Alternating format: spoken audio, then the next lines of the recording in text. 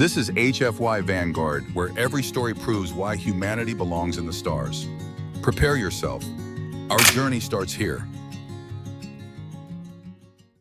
The Garian marketplace was not a place for the faint of heart or for anyone who valued their personal space, nasal comfort, or sanity. Jason Morgan had experienced his fair share of strange bazaars in the galaxy, the spice markets of Bellar Prime. With their intoxicating fumes, the bioengineered food fair on Insane 4, where the appetizers tried to eat you back, even the notorious flea circus of Korgath Station, which actually involved neither fleas nor circuses, but an illegal weapons auction disguised as one. But Garia made them all look like tranquil Sunday picnics. It wasn't just the colors, though. The riot of hues here was almost aggressive neon blues and molten oranges splashed across tents that seemed to breathe and ripple like jellyfish in an unseen current. It wasn't just the smells, though. The air was a heady mixture of honeyed citrus ozone and something distinctly like burnt cinnamon that Jason suspected wasn't food at all. It was the sound. Every vendor seemed to be trying to outshout the others, hawking everything from singing glass marbles to genuine fragments of collapsed stars. Jason was 90% sure those were just glittery rocks. Somewhere nearby, a quartet of six-armed buskers played an instrument that looked like a cross between a harp and a chainsaw, producing a melody that made his teeth buzz. He ducked instinctively as a vendor with 8 muscular tentacles hurled a crate of glowing eggplants at another stall. The impact exploded in a shower of purple sparks in what Jason could only describe as the smell of wet batteries. Note to self, he thought grimly, sidestepping a child-sized insectoid with a tray of suspicious-looking dumplings. Next time, take the corporate archaeology contract, dental plan 401k, and exactly 0 chance of alien food fights. His handheld scanner, officially the Ancient Artifact Detector, or AAD, beeped in the steady, urgent way that meant it had locked onto something big. Jason preferred calling it AD because it always seemed to add problems to his life. The display was a jittering mess of symbols and bars pointing him deeper into the chaos of the market, which naturally was exactly the opposite of what any sane man would do. 8 days left. That was all he had to locate the first contact crystal, retrieve it, and deliver it to the Interstellar Cultural Council. If he failed, the contract was void, his ship repossessed, and his already tarnished professional reputation would take its final nosedive into oblivion. And of course, because the universe hated him personally, the crystal wasn't sitting in some secure, climate-controlled museum vault. No, it was apparently sitting right in the middle of this mess, a bazaar that smelled like someone had decided cotton candy should be weaponized with diesel fuel. Excuse me, pardon me, sorry, oh God, was that your baby? Or your lunch, Jason muttered, as he threaded through the throng, dodging tails wings and the occasional projectile piece of fruit. The scanner's beeps grew more frantic with every step. It finally went completely haywire just as something, or rather someone, slammed into him at full speed. He hit the ground hard, the alien synth tile beneath him, humming faintly as it absorbed the impact. For a moment, all he could see were the 3 massive purple suns overhead, it burning against the teal skyline. Then a face appeared above his upside down, framed by hair that shimmered from deep navy to electric blue. Emerald green eyes, far too large to be human, blinked down at him. Delicate, pointed ears twitched nervously against strands of lavender-toned skin. "Oh, frats!" the girl blurted, scrambling off him so fast she nearly tripped over her own feet. Her hands fluttered around him like panicked butterflies. "Are you okay? Please be okay. Mom's going to kill me if I broke another tourist." Another Jason wheezed, trying to remember how lungs worked. "Long story," she said, gripping his arm to help him sit up. The contact sent a strange tingling through his skin like static, but warmer. "Are all your bones in the right places? Humans have so many bones. It's really inconvenient." I think Jason's words died as his scanner bumped against the ornate bracelet on her wrist. The device didn't just beep, it sang, screamed, and erupted in a fountain of holographic symbols. The light sprayed upward, bright enough to paint the market in gold and violet. The noise of the marketplace collapsed into silence. One by one, every alien in sight dropped to their knees. Some wept, others cheered. A small purple creature shaped like a corgi, crossed with a sea urchin, began tossing flower petals into the air. "Oh!" Jason breathed. "Oh, Fra!" She echoed, her hair shifting abruptly to pale pink. That's not good." "Blessed be the activation," someone shouted. "The prophecy fulfilled," screamed another. 20% off, all pottery and celebration, yelled an opportunistic vendor. The girl grabbed Jason's hand, another jolt of tingling, and yanked him to his feet. We need to run, now. What? Why, what did I? Run now, explain later. The crowd parted for them, but Jason couldn't tell if it was out of reverence or fear. Behind them, the voices swelled again, a mix of religious fervor and what sounded a lot like murder in the making. They vaulted over a stand selling something labeled deep-fried mathematics and plunged into a narrow alley that shimmered with color like a mood ring. You activated the eternal bonding bracelet of House Kind, she panted. It hasn't been triggered in 300 years. Jason blinked at her. And that's bad because now you have to marry into my family within 10 days. Jason stared. I'm sorry, what now? Marriage. Family blood turning into starlight if you don't. Which part is confusing you? All of it. A shadow fell across the mouth of the alley. The woman who appeared could have stepped straight out of a myth. She was tall, at least 6 inches taller than Jason, with flowing robes that shimmered like condensed aurora borealis. Silver hair defied gravity in elegant sweeps, and her purple skin bore golden patterns that pulsed faintly with inner light. Her beauty was matched only by the sheer presence. She carried the kind that made you straighten your spine without realizing it. Anna, the woman said, her voice honey over steel. What have you done now? The girl, Anna, gestured wildly at Jason. It wasn't my fault. He just appeared and fell, and his thing touched my thing. And now she switched into a flurry of alien words that sounded like wind chimes having a heated argument with a nest of angry cats. The woman's emerald gaze shifted to Jason, pinning him like an insect under glass. A human, she said, the word rolling off her tongue like a diagnosis. How quaint. Jason raised his hands. Look, I'm sure this is all a misunderstanding. The eternal bonding bracelet does not misunderstand, she said, gliding closer. The air around her seemed to thrum in time with her footsteps. It has chosen you as a potential mate for House Kind. The question now is, which of us will you marry? Jason's brain sputtered. Excuse me. Anna bounced on her toes, hair cycling through shades of blue. Oh, Mom, he should totally marry you. Jason choked. Excuse me? She's right, Anna continued earnestly. Mom's way more experienced, knows all the traditional ceremonies, has political connections, and she's been married before, so she knows what she's doing. Trust me, you want the advanced model, not the starter wife. The older woman, Mom, arched a brow, golden patterns shifting with what might have been embarrassment. Anna, what? It's true, you always say experience matters more than enthusiasm. That was about diplomatic negotiations. Same thing, right? Jason, still on autopilot, raised his hand like a confused student. Hi, Jason Morgan. Earth very confused. Can someone please explain why I'm suddenly engaged to a family instead of, a person? The woman sighed, the sound carrying centuries of weary patience. Mr. Morgan, I am Seriella, kind keeper of the first traditions. You have activated an ancient bonding ritual. By the laws of our world, you must now choose a bride from our house or become a human disco ball. Jason pinched the bridge of his nose. Got it.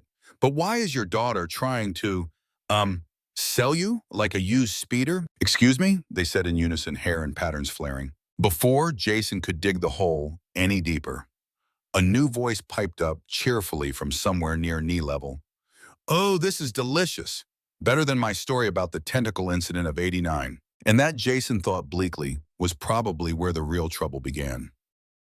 The owner of the chipper little voice was a 2-foot-tall alien with azure fur, enormous eyes and ears that twitched like over-caffeinated antennae. He wore a vest with at least 20 pockets bulging with gadgets, snacks, and things Jason didn't want to identify.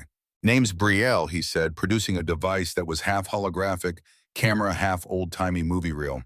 And you, my unfortunate human friend, have just activated the best ratings magnet this quadrant's seen in decades. Jason stared. You run a TV show, podcast, holocast, interactive drama feed. Genres blur when the story's this good. Brielle's smile, if it could be called that, spread until Jason worried it might wrap around his head. Ancient prophecy meets interspecies romance triangle, an instant subscriber spike. Jason rubbed his temples. Okay, listen. I didn't mean to activate anything, and I'm not marrying anyone. So let's just... Seriella's voice cut like a ceremonial blade. Mr. Morgan, the eternal bonding bracelet does not recognize "I didn't mean to" as a valid defense. It has selected you. You have 10 standard days to complete the bonding ritual or my blood turns into starlight. Jason finished for her, which I'm guessing isn't as poetic as it sounds. It's fatal, Siriella confirmed, also very messy. Anna leaned in, hair flicking through colors like a mood lamp in panic mode. But hey, on the bright side, if you do marry into House Kine, you get all the perks. Diplomatic immunity, wealth, a seat in the High Council, unlimited access to Mom's private gardens. Jason eyed her warily.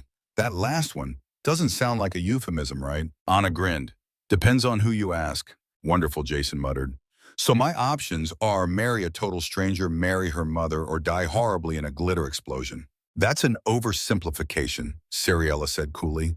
You must choose a suitable partner within House Kine, yes, but there are protocols, trials to prove worthiness, assessments of compatibility, which you'll be broadcasting, Jason guessed, looking at Brielle. Oh, absolutely, Brielle said, already tapping at his device. Trial of the dance, trial of the blade, trial of the tea. Oh, this is going to be chef's kiss. I didn't sign up for this, Jason said, his voice climbing. I came here for an artifact, a job, and now I'm a contestant on some kind of alien dating game? Siriella regarded him with a mix of disdain and interest. If you prefer to think of it that way, perhaps it will motivate you to take it seriously. Failure to complete the trials or choose a partner will result in, yeah, glitter death. Got it. He held up a hand. Can I at least finish my assignment before I'm forced into whatever this is? That depends, Siriella said. What is your assignment? Jason hesitated. Rule 1 of artifact hunting: never reveal your full objective unless you trust the person implicitly. He trusted Siriella about as far as he could throw her, which given her statuesque frame and his very human muscles was not far at all. Something archaeological, he said vaguely. A cultural relic. Siriella's patterns shifted in a way that felt like a smirk. The first contact crystal. Jason's jaw dropped. You know where it is? Perhaps. She stepped closer until he could see the fractal complexity of her golden markings. But that knowledge comes with a price. Let me guess, Jason said. Marriage. Her lips curved not into a smile but into something sharper. Proving yourself worthy. Then, we will discuss marriage. Anna clapped her hands. Great, I'll start planning your schedule. Jason backed up. Schedule. For your trial, she said brightly, dance of submission, combat in 4 dimensions, diplomatic dining, sentient tea brewing. That's a trial, Jason interrupted. Don't underestimate the tea, Siriella warned. Wars have been fought over improper steeping. Brielle's ears perked. Ooh, remember the Thirax-Baleen War? Started over an oversteeped jasmine infusion. 57 years, 8 planetary blockades, all because someone let the leaves sit too long. Jason pressed his palms to his eyes. This can't be real. I'm hallucinating from marketplace fumes. It's real, Siriella said. And if you value your life, you will begin preparing immediately. Hold on, Jason said, dropping his hands. If this bracelet's so ancient and important, why did it choose me? I'm not even from this planet. Shouldn't it pick someone local? Someone who actually knows your traditions? The bracelet recognizes more than traditions, Siriella replied. It responds to connection, potential, perhaps even fate. Anna snorted. Or maybe it just likes your face. Jason pointed at her. I'm leaning toward that explanation. Regardless, Siriella said, you are now part of a binding process older than most civilizations in this sector. You will be escorted to our estate where your trials will begin. Jason glanced toward the bustling market where his scanner still pinged faintly. The crystal was out there, so close he could almost taste the data it held, data that could save his career, maybe even change interstellar relations. But now there was this detour, a detour with teeth claws and matrimonial paperwork. Do I get a say in any of this? He asked. No, Siriella and Anna said in perfect unison. Brielle looked delighted. Oh, the symmetry. My audience is going to eat this up. Your audience, Jason said slowly, is about to see a human man have a nervous breakdown. Perfect, Brielle chirped. Great ratings. Jason sighed. Somewhere in the distance, a vendor hawked cured plasma eels, and someone else yelled about a sale on genuine meteor hair. The sense of spice ozone and something faintly metallic swirled around him. His scanner beeped, reminding him of the clock ticking down on his real mission. 10 days to get married, 8 days to find the crystal, and 0 days to figure out how the hell he was supposed to survive both. Jason had seen palaces before. He'd even been inside one or two, usually to consult on some dusty artifact, while security guards watched him like he might steal the drapes. But the Kine estate wasn't a palace. It was alive. The sprawling structure rose from the hillside like a cluster of luminous coral walls rippling with faint bioluminescent pulses. Archways breathed, expanding and contracting as though the entire building had lungs. The floor beneath his boots thrummed softly, a heartbeat he could feel in his bones. It was unsettling and weirdly calming at the same time. "Don't be alarmed," Anna said, leading him through a curved hallway that shimmered between shades of indigo and silver. "The estate responds to mood. If you get lost, just think about where you want to go. It'll take you there." "That's convenient," Jason said cautiously, also mildly terrifying. They passed alcoves filled with floating sculptures, rooms that looked out onto impossible gardens where flowers glowed under the triple moons, and balconies that hung over sheer drops to a river of liquid light far below. Jason wasn't sure if it was actual water or some kind of energy field, and he wasn't sure he wanted to know. At the end of one hall, an arch dissolved into a room before his eyes, revealing a guest suite larger than his entire ship. A floating bed drifted lazily in the center, anchored by faint energy lines. The walls displayed a live panorama of the surrounding mountains, shifting subtly as the estate turned like a living organism. Brielle bounded in behind them, already fiddling with some kind of hovering tripod camera. "Perfect lighting in here. I'll install a few discreet recorders," "No," Jason said flatly. "Oh, come on," Brielle protested.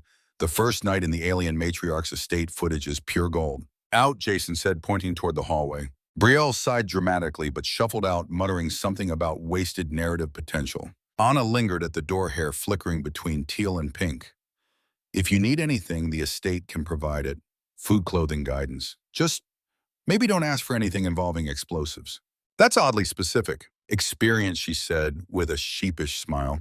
"Good night, Jason." When the door reformed behind her, Jason collapsed onto the floating bed. It swayed gently, and for a moment he let himself relax, staring at the triple moons through the wall display. His scanner sat on the nightstand, still pinging faintly with the crystal signal somewhere out in the city. He had to figure out how to juggle both missions, the artifact and this absurd marriage trial. His eyes were just starting to close when a voice chirped, "Good evening, future son-in-law." Jason jerked upright. Brielle was perched on the foot of the bed like an especially smug house cat. "How did you—" "Ventilation shafts. Your estate security is appallingly trusting." Jason rubbed his face. "Do you sleep?" "Not when there's content to capture," Brielle said cheerfully. "I thought we could do a little midnight interview. Give the audience your raw, unfiltered thoughts." "My raw, unfiltered thought is get out." Brielle made a disappointed sound, but finally hopped off the bed and vanished back into the vents, leaving Jason with only the estate's steady breathing for a company. Morning arrived in a slow wash of light through the walls, as if the entire estate was waking with him. Jason was still groggy, debating whether to risk alien coffee when the door dissolved and Anna walked in carrying a tray. She was dressed in flowing robes that shimmered between green and blue hair, now a deep violet threaded with sparkles. "I brought breakfast," she announced brightly, then tripped over absolutely nothing. Jason lunged forward on instinct, catching both her and the tray. The floating bed rocked behind them. For a moment they froze in an awkward half-dip, faces inches apart. Her eyes up close were even greener, flecked with gold. She smelled faintly of something sweet, like vanilla laced with ozone. She said softly, "Thanks." "No problem." Jason replied, acutely aware that he was wearing only the loose pants he'd slept in. "I'm used to catching falling artifacts, and apparently princesses." "I'm not technically a princess," Anna said, still in the dip. "More like noble adjacent. It's complicated." Jason eased her upright and set the tray on the bed. The contents were a mix of the familiar bread, something like scrambled eggs, and the decidedly not a shimmering purple sphere, a bowl of what looked like glowing oatmeal, and several sealed cups emitting faint wisps of steam. "This is porridge," Anna said, pointing. "Don't let it touch your skin. These are flavor spheres, fun surprise every bite. And this," she frowned, "I actually don't know what this is." Before Jason could respond, a cool voice said, "Tuesday surprise." They both turned to see Seriella standing in the doorway, robes a deep silver that caught the morning light. Her gaze swept over the scene, Jason's shirtless Anna, standing close, breakfast laid out between them. One elegant brow arched. "I see you're beginning the courtship rituals early, daughter." "It's not, I just brought breakfast," Anna stammered, hair cycling through colors like a panic rainbow. Jason stepped back.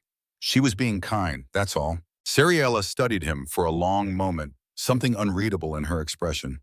"Is that so? Perhaps you will survive the trials after all." She turned and left her robes, whispering against the breathing walls. Anna let out a long breath. "That wasn't awkward at all," Jason muttered. Anna gave him a wry smile. Welcome to life in House Kine. The Kine training ground was like nothing Jason had ever seen. Part dojo, part ballroom, part obstacle course, designed by a sadist with a degree in architecture and a grudge against gravity. Crystalline spires jutted from the polished floor in irregular patterns. Sections of the arena floated in midair, shifting unpredictably. A pit in the far corner swirled with what looked like sand until the sand shifted on its own, rippling like it had opinions about intruders. Sariella stood at the center, no longer in her regal robes but in sleek training attire that molded to her frame like molten metal. Anna was there too, in a similar outfit that kept changing color with her mood. Jason made the mistake of looking directly at Sariella for a moment too long and promptly walked into one of the crystal formations. Brielle's voice floated from a platform above Perfect Keep. That clumsy, everyman energy, audiences love it. Jason groaned. Why is he here? For coverage, Jana said with a small smile. He somehow got Mom to agree. Not for free, Brielle called down. She negotiated exclusive editing rights. Clever, clever. Jason muttered something about alien reality TV and focused on Sariella. Trial 1, the dance of submission. It's not what it sounds like, Anna said quickly when Jason raised an eyebrow at the name. It's a partner coordination drill. Teaches you to read your partner's intent through subtle movements. It is also, Sariella added, a foundational element of marriage in our culture. The ability to sense and yield when appropriate is invaluable. Jason smirked. So alien couples therapy with choreography. Less talking, more learning, Sariella said, gesturing for Anna to step forward. Ethereal music began to fill the air, part waltz, part war drum, with rhythms that shifted like water underfoot. Anna guided his hand to her waist and placed hers lightly on his shoulder. Okay, step with me, no, the other left out. Jason winced. Sorry, not used to this tempo. They shuffled through a few turns, Anna's hair flashing nervous pink every time their feet collided. Brielle's commentary was merciless. We're looking at a 3-10 for grace, but a 10-10 for comedic potential. Switch, Sariella ordered. Jason barely had time to react before she displaced Anna with fluid precision. Her hand on his shoulder was firm, her steps confident. Where Anna had hesitated, Sariella led with absolute authority, drawing him into movements he didn't realize he could execute. The dance, she murmured, is about trust. You must feel your partner's intent before they act. In the tomb, such awareness may save your life. She spun him, suddenly caught him with one arm in a perfect dip. The golden fractals on her skin glowed faintly where her grip met his back. Jason's brain short-circuited for a beat. Is that a part of the move? Her lips curved in something dangerously close to amusement. It serves many purposes. Mom, Anna interjected sharply. You're showing off. I'm educating, Sariella said smoothly, releasing him. There's a difference. The rest of the session was a blur of spin sidesteps and increasingly complicated footwork as Jason was passed between the two women. Anna was enthusiastic but clumsy, stepping on his feet more than once. Sariella was flawless to the point of being almost unsettling. By the time the music faded, Jason was sweating through his alien athletic wear. Brielle clapped from above. Perfect opener. The audience is already forming factions. Hashtag Team Anna versus hashtag Team Sariella. Jason groaned. I hate everything about that. Trial 2, the tea ceremony. If Jason had thought dancing was the height of absurdity, he was wrong. The Kine ceremonial tea service involves 17 different pouring techniques, each with its own symbolic meaning. Pouring from too high meant you wanted a divorce. Pouring too low meant you planned an assassination. Letting the tea touch the rim of the cup was apparently how you challenged someone's entire bloodline. The tea knows what's in your heart, Sariella said, her hands guiding his as he held the ornate teapot. Jason blinked. The tea knows. They're sentient leaves, Anna explained cheerfully. Very judgmental. Of course they are, Jason muttered. His first pour turned the liquid black, accompanied by a faint hissing noise. Sariella arched a brow. It thinks you're hiding something. I'm hiding a lot of things, Jason admitted. Top of the list that this is the strangest Tuesday of my life. He tried again, focusing on honesty. This time the tea turned a gentle gold, though, with a faint green tinge. Better, Sariella said, though still hints of deception. Jason hesitated. Might be because I lied about not eating the purple breakfast thing this morning. Anna gasped. I knew it. Trial 3, combat training. The combat arena reconfigured itself while they moved to a new section, platforms rising and falling, gravity shifting in pockets, holographic opponents flickering into place. Your Earth fighting styles are too linear, Sariella said. Combat here is about circles. Spirals. Dimensions. Dimensions, Jason repeated warily, to demonstrate Anna. Anna launched herself at her mother in a blur of motion feints coming from impossible angles. Ciriella sidestepped, spun, and somehow stepped through a fold in reality, reappearing behind her daughter in a move Jason's eyes could barely follow. You must learn to think beyond three-dimensional limits, Ciriella said, helping Anna up. Jason's own sparring session went about as well as expected. He hit the mat 3 times in the first minute. Try not to fight the arena, Anna advised between rounds. Flow with it. He tried. He really did. And when a simulated opponent lunged, Jason sidestepped directly into a low-gravity pocket, flipped end over end, and collided with Anna. They tumbled into a heap, breathless and laughing. From somewhere above, Brielle's voice sang out, the chemistry, the clumsy hero, Anna ship trending. Trial for diplomatic dining. Jason didn't think a meal could be a trial until he sat down to the kind formal dining table. Every dish had to be eaten in a precise order, with specific utensils, each choice laden with cultural significance. Use the wrong fork for your salad, and you just declared emotional warfare. Eat soup without inhaling the vapors first, an insult to your host's ancestors. Halfway through, Jason accidentally used the dessert utensil on a savory dish. Ciriella's eyes narrowed. That's a bold statement. Anna covered her mouth to hide a grin. What statement? That you intend to dismantle the existing trade agreements and replace them with an alliance based on personal loyalty, Ciriella said. Jason froze. From a fork, Anna confirmed. Brielle leaned in from his perch. Oh, the symbolism is delicious. By the end of the meal, Jason had made 6 unintentional political declarations, offended 2 imaginary nations, and according to Anna, proposed marriage to a bowl of soup. When the day's trials finally ended, Jason felt like he'd been through an entire season of some interstellar game show. Ciriella stood, her expression unreadable. You did better than expected. Thanks, Jason said uncertainly. Anna smiled at him, hair a soft gold now. See, you might actually survive this. Brielle grinned like a cat who'd found a whole aviary. And the audience is hooked. Tomorrow's episode, Trials of the Afternoon. Don't miss it. Jason dragged himself out of the arena, wondering not for the first time how the hell he was going to manage both the trials and the real reason he'd come to Zera. The Kine Estate's night cycle was quiet in a way that felt almost artificial, like the walls themselves were holding their breath. Jason had survived another day of trials without glitter death, but every muscle ached and his brain was fried from trying to remember which tea pour didn't insult someone's ancestors. He wandered out into one of the garden terraces, hoping fresh air might clear his head.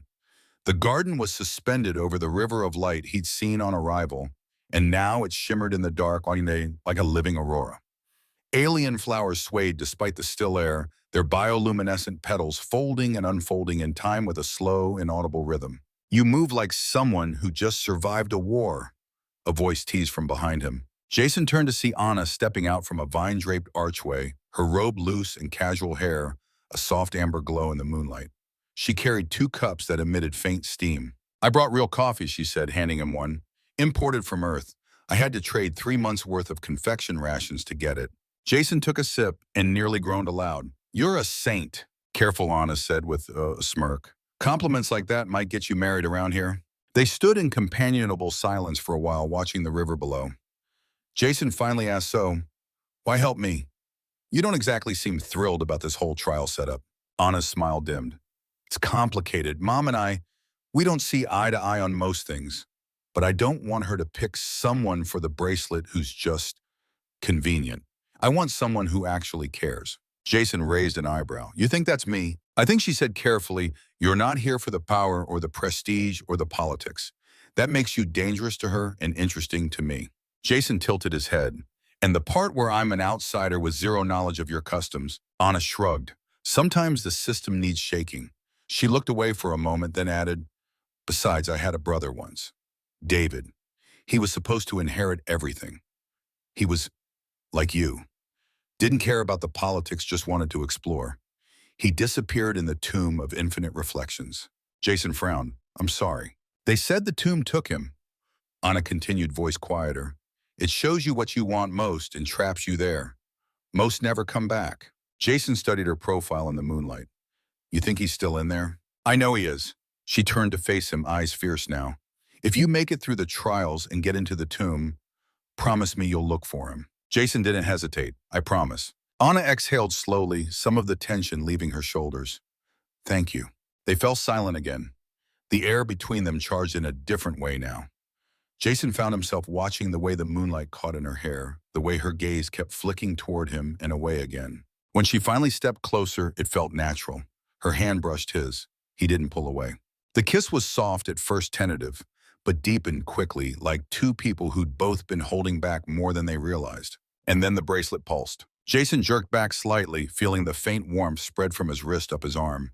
The golden latticework on Sariella's cufflink design now embedded into the bracelet flared in intricate patterns. Anna's eyes widened. Oh no, Jason echoed.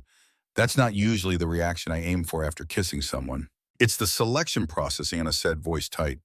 The bracelet just marked me as the preferred match.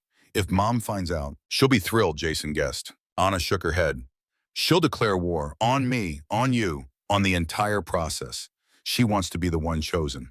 Jason blinked. Wait, you mean she? Yes, Anna cut in, cheeks flushing.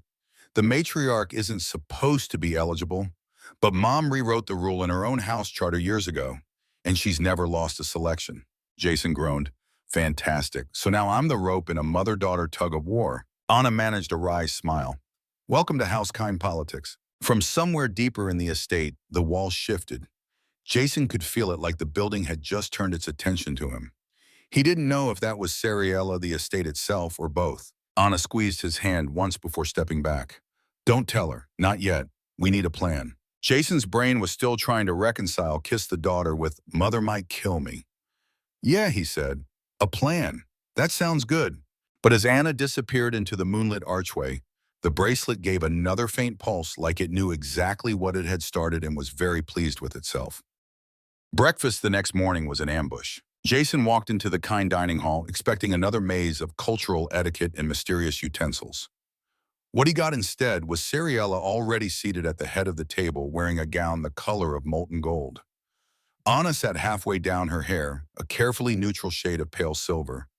The air between them felt charged like the seconds before a storm. Good morning, Mr. Morgan, Sariella said smoothly. Join me. She gestured to the seat at her right. Jason hesitated. Actually, I was going to sit it. I insist. Her tone left no room for argument. He slid into the chair, acutely aware of Anna's gaze on him.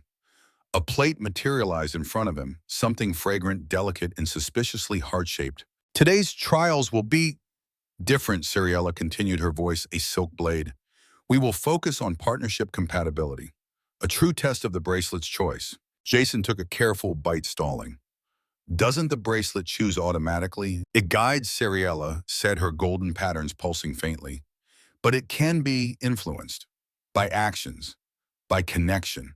Anna's fork clinked against her plate, a little harder than necessary. Influence isn't the same as manipulation, Mother. Sariella's smile didn't falter. Influence is the art of making the right outcome inevitable. Brielle's voice piped in from a floating camera sphere drifting above the table. Oh, the subtext is delicious. Viewership is spiking. Jason glared up at him. Do you mind? Not at all, Brielle chirped, zooming in. The compatibility trials began in the garden. The first task was synchronized navigation.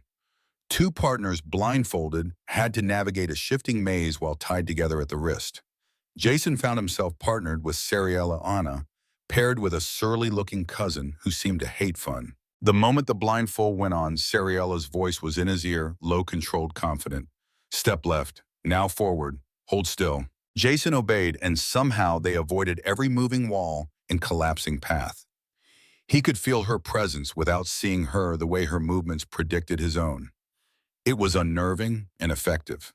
When they reached the center in record time, Sariella untied the cord herself. We make an efficient pair. Jason swallowed. Yeah, guess we do. Across the garden, Anna was still wrestling with her partner over which way was left. The next trial was worst truth or consequence. A series of personal questions answered in front of the entire household. Get caught lying, and the bracelet delivered a harmless but humiliating jolt. Mr. Morgan, Sariella began.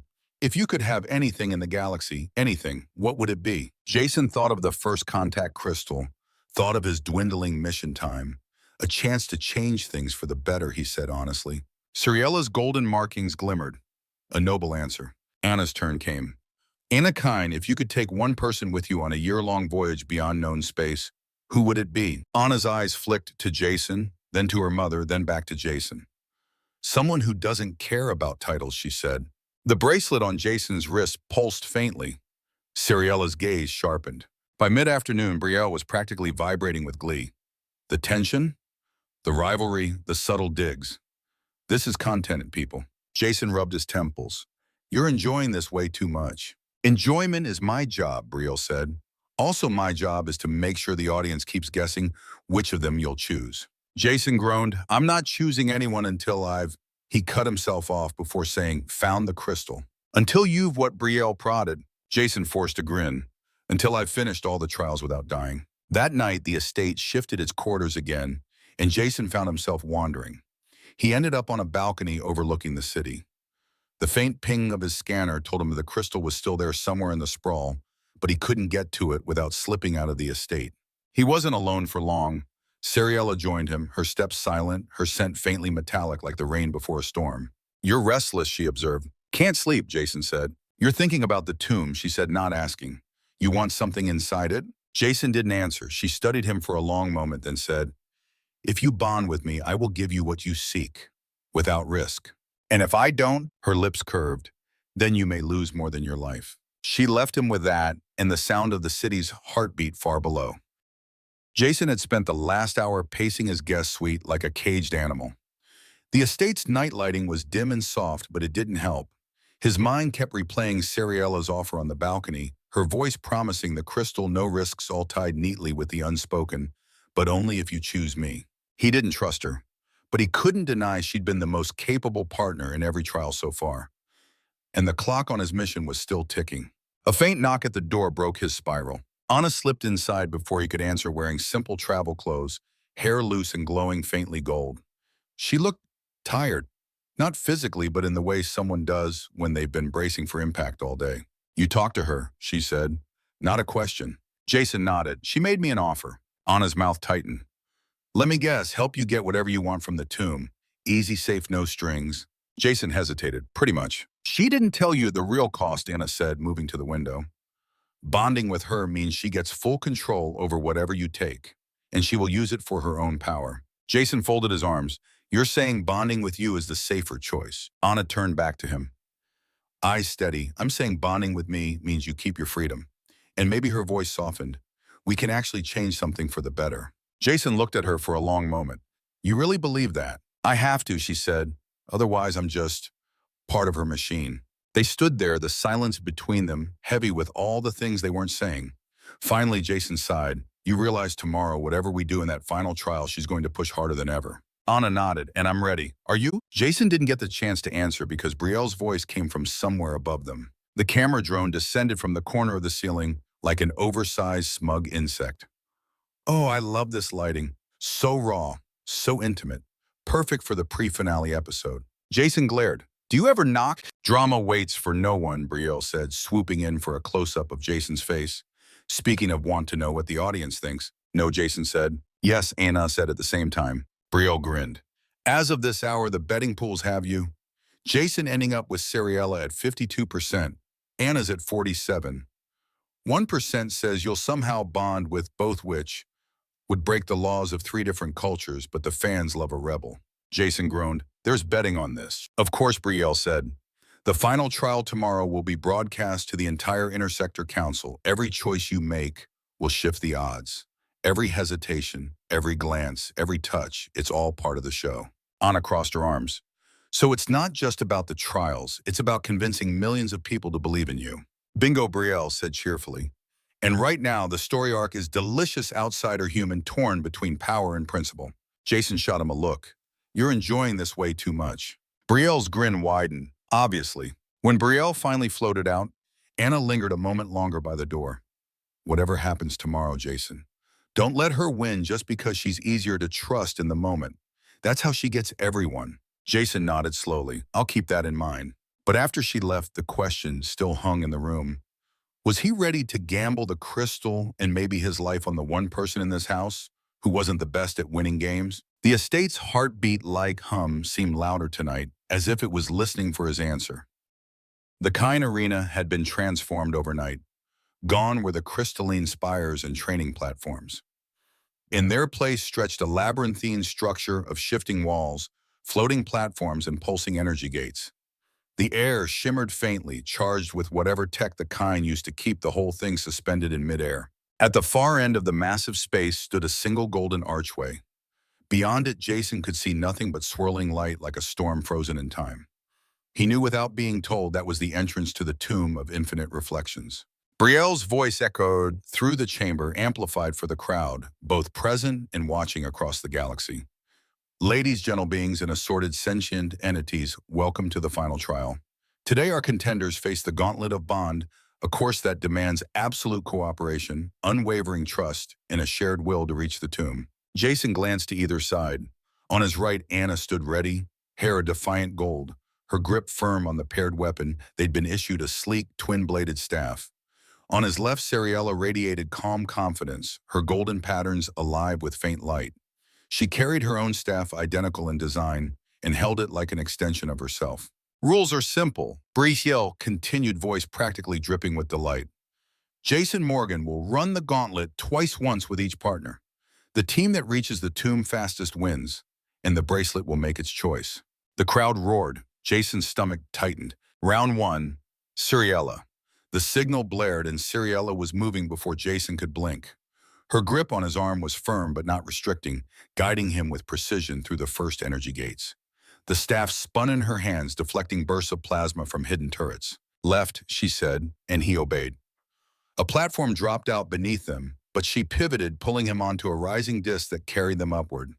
She anticipated every trap, every shift in the maze, as though she'd memorized it. Jason's heart pounded not just from the exertion, but from the way she moved, flawless, efficient, dangerous.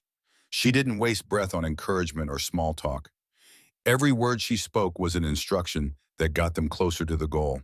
They cleared the last obstacle, a rotating tunnel lined with swinging blades, by timing their steps perfectly. When they emerged, the archway to the tomb glowed brighter. 17 minutes, Brielle announced, a record for this course. Sariella inclined her head toward Jason. We work well together. Jason caught his breath. You're hard to argue with. Round 2, Anna. Jason barely had time to drink before it was Anna's turn. She grinned as they stepped to the starting line. No pressure, right? None at all, he said, and the buzzer sounded. Anna's style was the opposite of her mother's. Where Sariella anticipated and controlled, Anna improvised. When a wall slammed down ahead of them, she vaulted it instead of detouring. When a turret locked on, she didn't just block. She spun the staff and sent the bolt ricocheting into another trap, clearing their path. She laughed when Jason almost tripped on a shifting platform. Keep up, Earth Boy. They hit the rotating blade tunnel with seconds to spare. Anna didn't time her steps. She grabbed Jason's wrist, pulled him close, and rolled them both through a narrow gap between the swings. They burst out the other side and sprinted for the archway. Jason's lungs burned, but Anna's hand was warm in his, and the look on her face made him forget the pain. Brielle's voice came down. 18 minutes, 20 seconds. Not quite a record, but audience ratings just spiked hard. The bracelet's reaction. As Jason stood between them at the archway, the bracelet pulsed once, twice, then flared so brightly the crowd gasped. A projection appeared in the air, 2 interlocking shapes, one gold, one silver, spinning together. Brielle's commentary took on a theatrical edge, and the bracelet hesitates. Will it choose experience and mastery, or heart and defiance? Jason's wrist tingled. The shapes in the projection trembled, shifting toward gold Sariella before snapping back toward silver Anna. Then they froze, balanced perfectly. The audience went wild. Sariella stepped closer, her voice pitched low enough for only him to hear. You can still sway it, one choice right now. Anna from his other side caught his gaze. Don't let her make you another piece on her board. Jason looked from one to the other, then past them to the swirling storm beyond the archway. The tomb was so close he could almost hear it, like a whisper in the back of his mind. Brielle's voice boomed, and now the choice. Jason cut him off. No choice, not yet. The crowd gasped. Sariella's expression didn't change, but her markings dimmed slightly. Anna's lips curved into the barest smile. I'm going in, Jason said, stepping toward the tomb. If the bracelet wants to choose, it can do it in there. The swirling light parted as he approached the air, suddenly heavy with the scent of rain, and something older like the inside of a forgotten temple. The archway pulsed once in acknowledgement. Behind him, Brielle's voice rang out. Oh, you madman! The audience loves it! Jason didn't look back. One step, then another, and the light swallowed him whole. The light was everywhere, blinding at first, then softening until Jason realized it wasn't light at all. It was memory. Images swirled around him, half-formed, breaking apart before he could focus. The salt and metal tang of Earth's oceans, the quiet hum of his ship in deep space, the low laugh of a crewmate long gone. His boots touched something solid, smooth, cold, and impossibly polished. The tomb of infinite reflections wasn't a room. It was an endless horizon of mirrored planes, each one rising and falling like the surface of a living sea. Every mirror held a different scene, and each scene was wrong in a way Jason couldn't quite name. A voice echoed through the space, not Sariella's, not Anna's, not Brielle's. "Show us what you want most." The mirror shifted. In one, Jason saw the first contact crystal in his hands, its alien glyphs blazing with fresh power. In another, Anna stood beside him on the deck of his ship, laughing as they charted a course beyond known space. In another, still, Sariella leaned close, whispering something that made his pulse jump and his mission seem trivial. Every step he took brought him closer to one mirror and farther from another. The bracelet on his wrist warmed as if aware of the decision forming in his mind. A ripple moved through the reflections, and then he saw David. Anna's brother looked exactly as she'd described, tall, dark-haired, with the same stubborn tilt to his chin. He stood inside one of the mirrors, pounding on the glass. "Jason, tell her I'm here. Get me out." Jason stepped closer. The mirror's surface trembled under his touch. "One may leave," the voice said. "One may take what they seek." Jason froze. "So I can take the crystal or take him. Choice defines the bearer." The mirrors around him shifted again, this time showing the consequences. Take the crystal, and he saw the human fleet outfitted with alien tech, Earth safe for decades. Leave with David, and Anna's gratitude burned brighter than any political alliance. The temptation to grab the crystal and run was sharp, almost painful. But he remembered Anna's voice in the garden, the way she'd said, "I know he's still in there." Jason pressed his palm to the mirror. The glass dissolved like mist, and David stumbled forward, eyes wide in shock. "You're real," David said, voice hoarse. I thought I was already dead." "Not yet," Jason said. "Let's keep it that way." The mirrors around them convulsed, and the voice returned. "The bearer's choice is made." The bracelet blazed so brightly Jason had to shield his eyes. When the light faded, a new design was etched into it. Two interlocked bands, one silver, one gold, fused seamlessly. Jason didn't need Brielle to tell him what that meant. It didn't choose one, he muttered. It chose both. David gave him a look. "Both what?" Jason shook his head. "Long story." The tomb spat them back into the arena in a rush of light and sound. The crowd's roar was deafening. Brielle's voice was almost gleeful. "And in an unprecedented turn, our human contender has broken the selection algorithm. The bracelet has bonded to both Sariella and Anna." Gasps, shouts, and laughter rippled through the audience. Sariella's expression was unreadable, but her eyes burned. Anna, on the other hand, looked at her brother and then at Jason with something dangerously close to tears. "You found him," she said, voice breaking. Jason just nodded. "Told you I'd try." The celebration lasted exactly 5 minutes before the politics crashed down.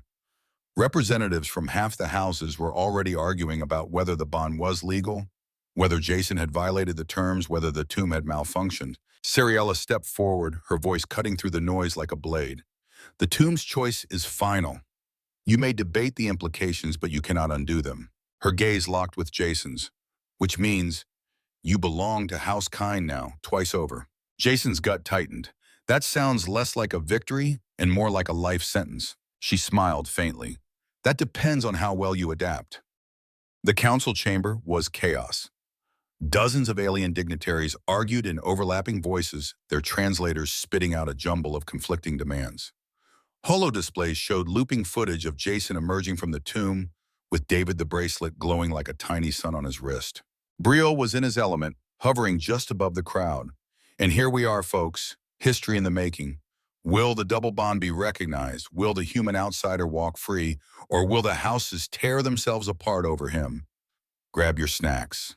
Jason stood between Anna and Sariella, feeling like the center of a storm. He didn't miss the way each of them kept a hand lightly on his arm, Anna's grip warm and grounding, Sariella's cool and deliberate. Neither was letting go. Finally, the High Arbiter's voice cut through the noise. "The tomb's choice is binding. No precedent exists for a double bond, but the artifact's will is absolute.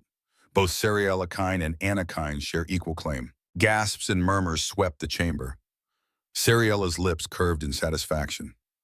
Anna just exhaled slowly like she'd been holding her breath for hours.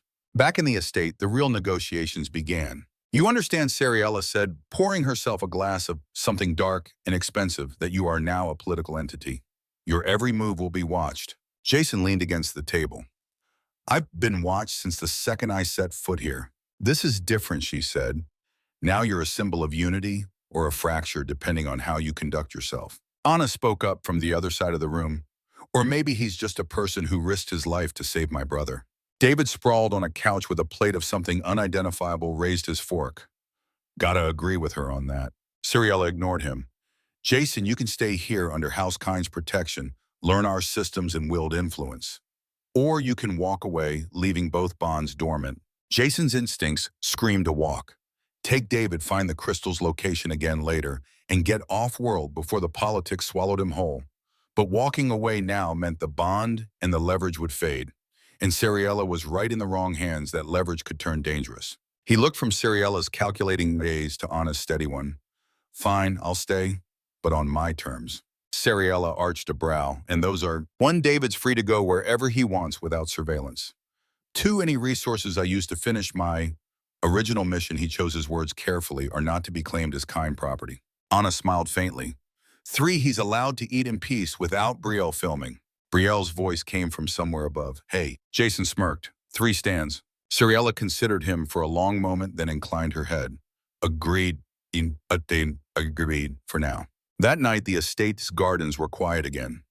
Jason walked along the suspended path, feeling the bracelet's twin bands warm against his skin. Anna joined him halfway, holding 2 cups of coffee like before. You really meant it, she said softly. About David. Told you I'd try, he said. She sipped her coffee, then gave him a sidelong glance. Double bond. That's going to make things interesting. Jason chuckled. You mean awkward? Same thing. They fell into an easy silence, the kind that didn't need filling. Somewhere above, Brielle's camera hovered mercifully muted for once. Jason didn't mind. Let the galaxy watch. Let them guess what came next. Because he knew one thing: the game had changed. The crystal was still out there. The politics were a minefield. And now he had 2 powerful allies, whether they liked sharing or not. As they stood there, the bracelet pulsed again, just once. Jason couldn't tell if it was a warning or a promise. Maybe both. To be continued.